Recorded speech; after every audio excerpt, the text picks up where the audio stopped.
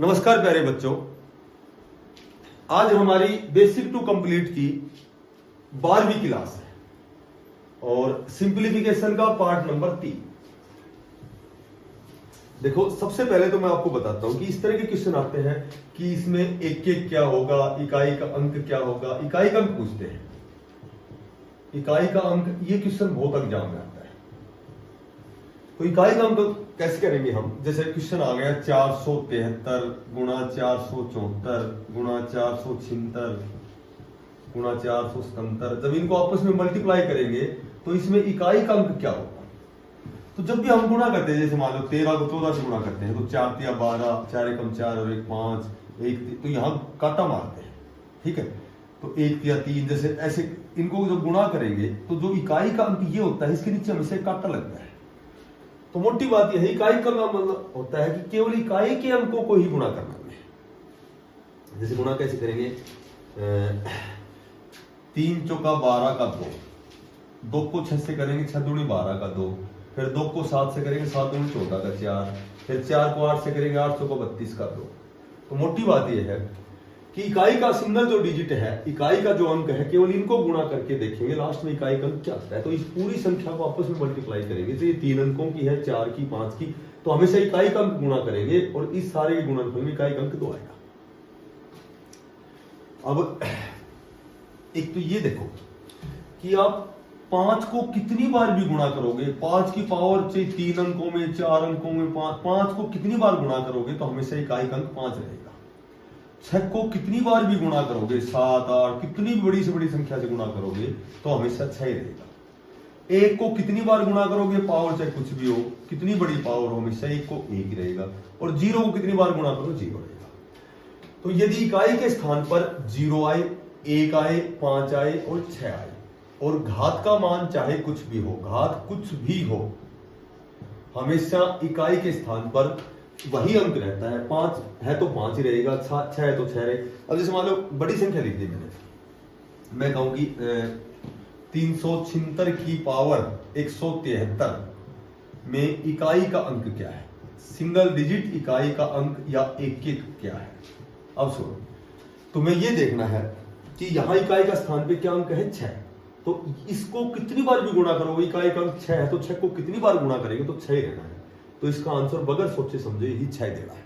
यहां 5 आए तो इकाई का अंक 5 रहेगा, 1 आए तो 1 रहेगा और 0 देंगे नहीं, वैसे 0 रहे तो 0 रहेगा। अब मैं कहूं कि 173 की पावर 177, मैं कहूं कि इसमें इकाई का अंक बताना है। अब सुनो, इकाई का अंक कैसे बताएंगे?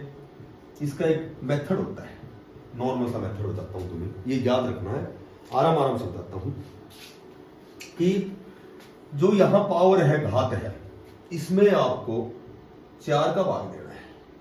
4 चौका 16, यहां बच गया 4 चौका 16। यहां जो भी शेष बचे, इस पावर में हमेशा 4 का भाग देना है। 4 का भाग देकर जो भी शेष बचे, इस शेष को इकाई के अंक की घात बनानी है। यहां 1 बचे, 3 को एक बार गुणा, 3 एक बार तो 3 ही आएगा। यहां यदि रिमाइंडर मान लो यहां 178 है तो यहां 78 है, तो यहां शेष बचेगा 2। तो क्या करना है, जो शेष बचा है इकाई के अंक की घात बनानी है। यानी कि 173 को यदि 178 बार गुणा करोगे तो इसमें इकाई का अंक 2 आएगा। तो ये बात ध्यान रखो, घात में 4 का भाग देकर, घात में 4 का भाग देकर जो भी रिमाइंडर बचता है, जो भी शेष बचता है, शेष को इकाई के अंक की घात बनाई जाती है। शेष को इकाई के अंक की घात बनाई जाती है, ठीक है। जैसे मान लो यहां दे दिया 178 की पावर 2147, यानी कि 178 को 2147 बार यदि गुणा करते हैं तो यहां इकाई का अंक 1 1 क्या आएगा। मैंने क्या लिखवाया है, देखो ये कंडीशन है, जो भी घात है इसमें आपको 4 का भाग देना है। 4 पंजू 20, यहां बच गया 1, 4 तिया 12, यहां बच गया 2, 4 छंगा 24, यहां शेष बच गया 3। अब मैंने लिखवाया है शेष को इकाई के अंक की घात बनाई जाती है। शेष है 3, 3 को इकाई के अंक की घात बनाओ 8 की पावर 3, और 8 को 3 में गुणा करोगे तो 512, यहां इकाई का अंक आएगा 2। यदि यहां एक बात और लिखता हूं, यहां शेष 1 बचता है तो पावर 1 होगी, यहां शेष 2 बचता है तो 2 होगी, 3 बचता है तो 3, और यदि शेष 0 बचता है, ठीक है, तो पावर के रूप में जो घात है, पावर के रूप में तुम्हें पावर के रूप में 4 लेना है। ये जो पावर यहां, यदि शेष यहां 0 बचता है, क्योंकि 4 तो बचेगा नहीं, 4 का तो भाग ही दे रहे, 0 बचेगा, तो ये जो पावर है ये 0 ना लेकर के यहां 4 लेते हैं। 1 बचेगा 1, 2 बचेगा 2, 3 बचेगा 3, और 0 बचेगा तो हम 4 लेंगे। अब देखो इस तरह का क्वेश्चन आता है 7 की पावर 95 और -3 की पावर 58। ये इंपॉर्टेंट क्वेश्चन है। इसमें हमें इकाई का अंक बताना है, एक एक बनाना है इकाई का अंक। तो पहले तो ये इसमें देखेंगे और फिर इसमें देखेंगे। मैंने बताया था कि जो पावर है उसमें 4 का भाग देंगे, ठीक है, 4 का भाग देंगे तो 4 दूनी 8, यहां बच गया 4 तिया 12, शेष बच गया हमारे पास 3। इस 3 को इकाई के अंक की घात बनाएंगे, 7 की पावर 3 करेंगे तो 343, और 343 में इकाई का अंक, यहां तो आ गया इकाई का अंक 3। अब यहां देखो वही पावर में 4 का भाग देंगे, 58 में भाग देंगे 4 का, तो 4 एकम 4 और 4 चौका 16, यहां शेष क्या बच गया 2। इसको 2 को इसकी पावर बनाएंगे, 3 की पावर 2 होती है 9। तो अब देखो इससे इकाई का अंक आ गया 3, इससे इकाई का अंक आया 9, यहां माइनस बीच में, तो 3 में 9 घटते रहे। जब भी यहां छोटी संख्या है या बड़ी संख्या है तो एक दाई लेनी है तुम्हें, यहां 13 हो जाएंगे, 13 में 9 घटाओगे तो तुम्हारा आंसर रहेगा इकाई का अंक आएगा 4। तो ये क्वेश्चन नोट करो, वो बढ़िया क्वेश्चन है।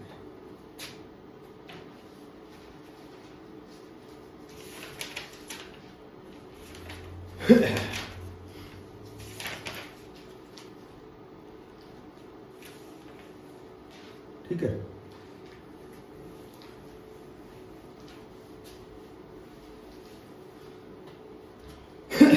जैसे एक ऐसा क्वेश्चन आता है 78, 54 और 32।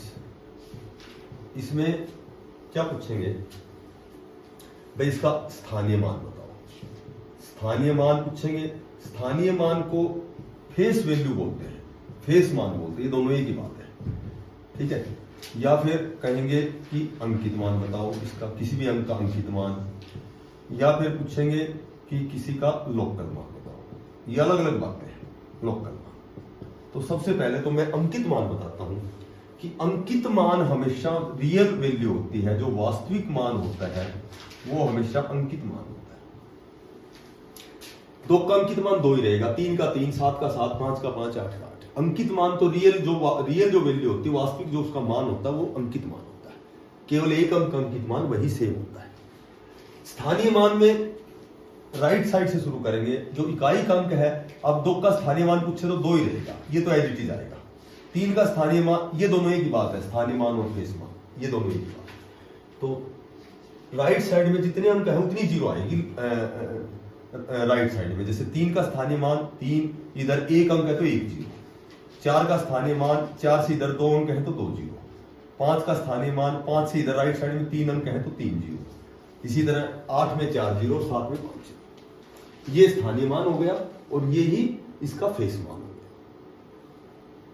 अब यदि स्थानीय मान की बजाय लोकल मान पूछते हैं तो 2 का लोकल मान 2 ही होता है।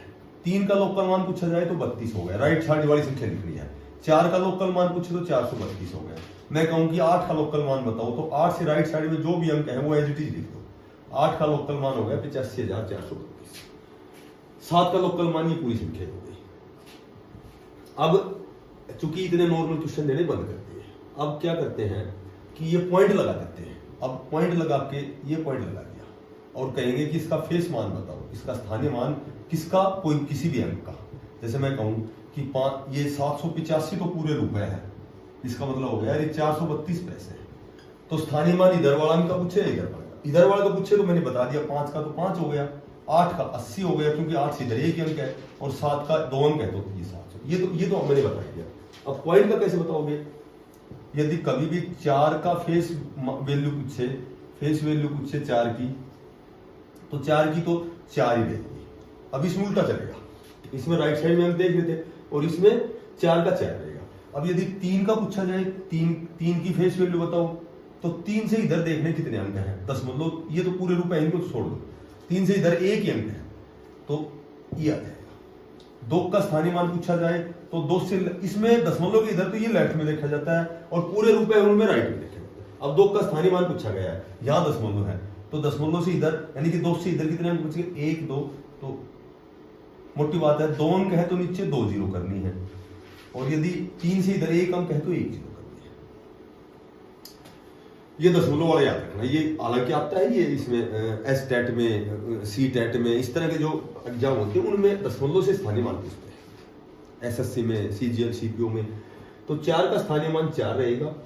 इसमें इससे विपरीत चलता है, जैसे इसमें स्थानीय मान पहले राइट से शुरू करते हैं, इसमें स्थानीय मान लेफ्ट से शुरू होता है। तो 4 से इधर एक भी अंक नहीं तो 4 का 4 रहेगा। 3 से लेफ्ट में 1 अंक है तो 1 जीरो आएगी। 2 से इधर 2 अंक है तो 2 जीरो आएगी। इसको हम पॉइंट में भी कन्वर्ट कर सकते हैं। 1 जीरो है तो 1 अंक छोड़ के, 2 जीरो है तो 2 अंक छोड़ देंगे, ऐसे।